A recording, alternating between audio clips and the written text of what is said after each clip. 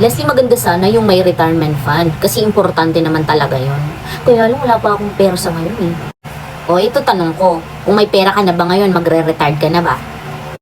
So dapat alam mo kung magkano ang kailangan mong isave for your retirement.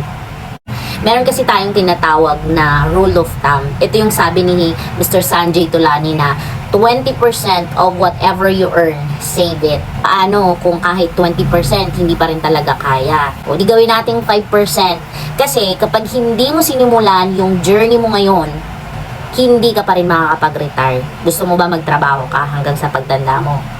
Ang retirement kasi ay hindi lang dahil meron kang financial capability or dahil gusto mo lang. It is about lifestyle. So kung gusto nating mag-retire ng mas maaga at gusto nating magkaroon ng magandang lifestyle sa future, ngayon pa lang, simulan mo na. Simulan na natin kasi it's not about how much, it's about how soon. Okay?